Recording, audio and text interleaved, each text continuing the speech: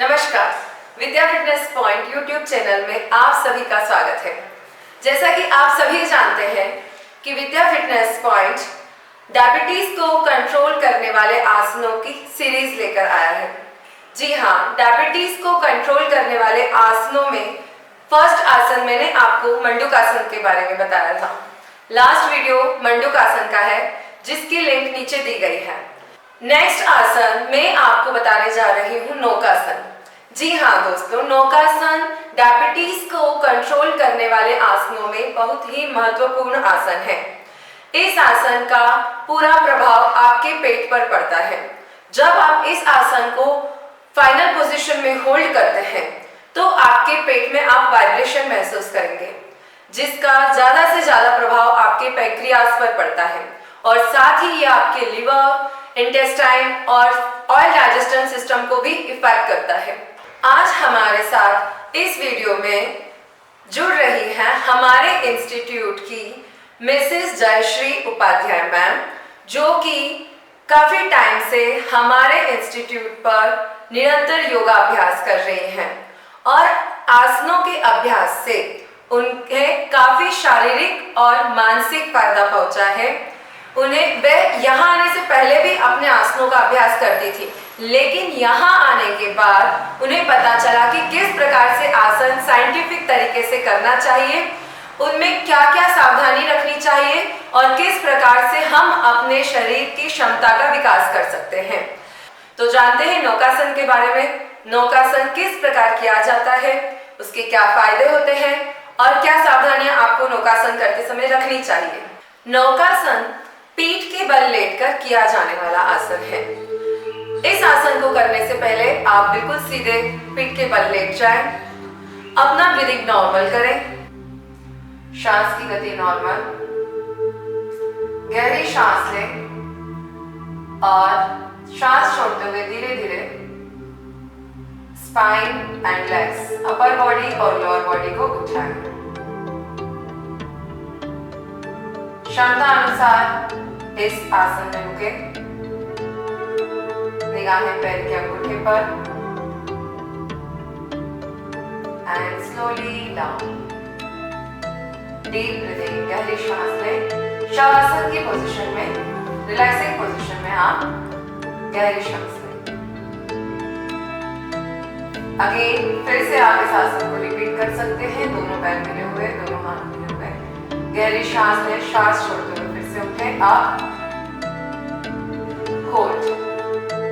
जैसा कि आप इस आसन में देख रहे हैं, इस आसन की फाइनल पोजीशन में सबसे ज्यादा प्रभाव आपके पेट पर पड़ रहा है।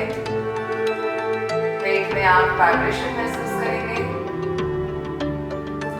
आपके शोल्डर पर भी इसका इफेक्ट हो रहा है, थाइस, नीज, स्पाइन। अपने स्पाइन पर आप महसूस करेंगे इस आसन में काफी पावर आपके स्पाइन का लगता है। Slowly down. तो ये है नौकासन की फाइनल पोजीशन। यदि इस आसन को करने में आप कठिनाई महसूस करते हैं या डायरेक्टली आप नौकासन का फाइनल पोजीशन नहीं लगा पाते हैं, तो आज मैं इस वीडियो में आपको बताऊंगी कि आप किस प्रकार से नौकासन की फाइनल पोजीशन लगा सकते हैं। उसके पहले आपको किस प्रकार से अलग अलग स्टेप्स का अभ्यास करना है। आप दोनों हाथ और एक पैर को उठाकर नौकासन कर सकते हैं। आप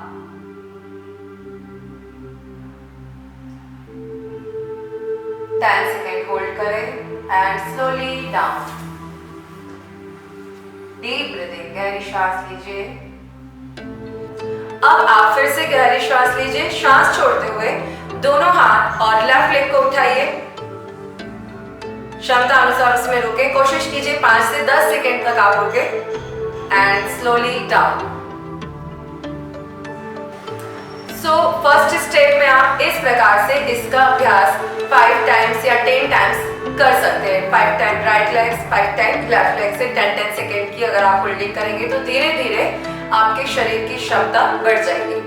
सेकेंड स्टेप में आप कर सकते हैं दोनों हाथ और दोनों पैर एक साथ उठाएं, अप एंड डाउन। आपको उसमें रुकना नहीं है, again up and down, again up down. इस प्रकार से आप 10 टाइम्स अप डाउन करें बोट आसन में, गहरी श्वास लें, अगेन 10 टाइम्स करें बोट आसन में अप डाउन, रिलैक्स, गहरी श्वास लें। इस प्रकार से आप अपनी जो क्षमता है बोट आसन को करने की, आप धीरे धीरे बढ़ा सकते हैं। उसके रिपीटेशंस को 10 टाइम्स, 20 टाइम्स, 30 टाइम्स इस प्रकार से भी आप कर सकते हैं। तो ये सेकंड स्टेप हो गई।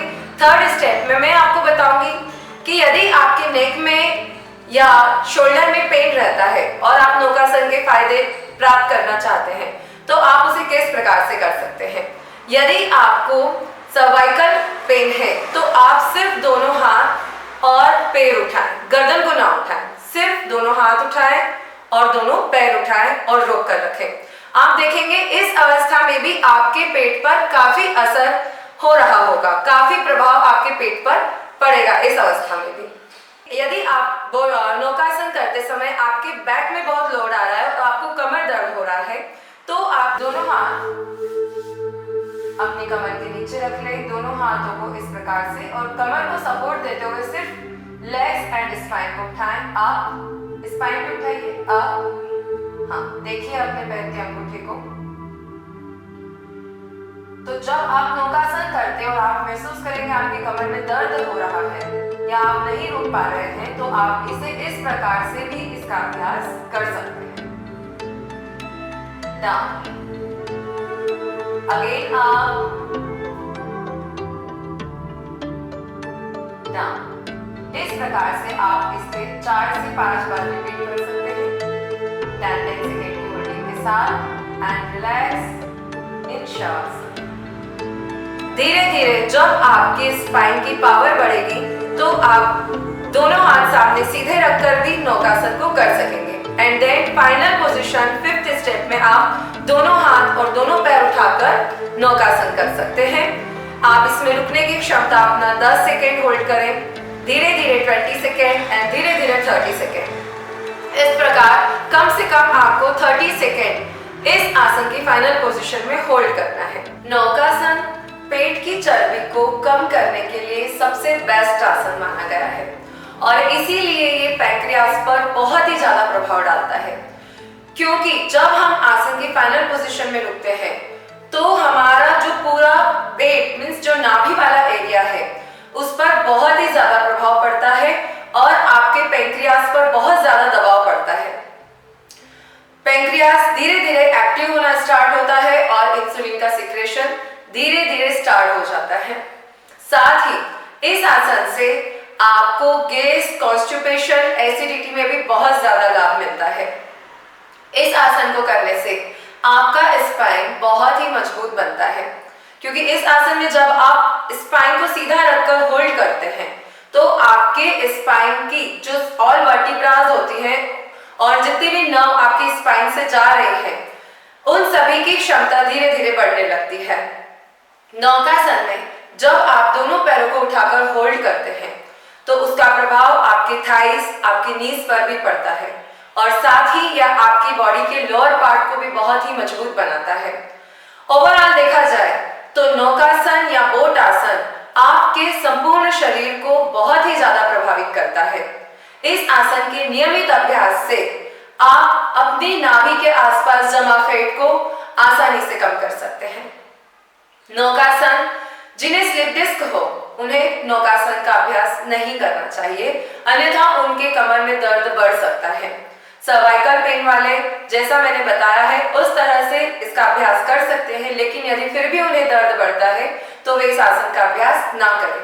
जिनके पेट में अल्सर है वे इस आसन का अभ्यास ना करें। हाई बीपी वाले इस आसन का अभ्यास धीरे धीरे शुरू करें या ना करें। तो दोस्तों, डायबिटीज को कंट्रोल करने वाले एक और आसन की जानकारी आज मैंने आपको इस वीडियो में दी है। आप इस आसन का नियमित रूप से अभ्यास करें और महसूस कीजिए कि इस आसन का प्रभाव कैसे और किस प्रकार से आपके शरीर पर पड़ रहा है। आने वाले वीडियो में डायबिटीज को कंट्रोल करने वाले एक और आसन के बारे में हम आपको बताएंगे। तब तक स्वस्थ रहें, मस्त रहें, खुश रहें और इस चैनल को सब्सक्राइब कीजिए ताकि हमारे द्वारा बताया जाने वाला एक भी आसन आपसे ना छूटे। धन्यवाद।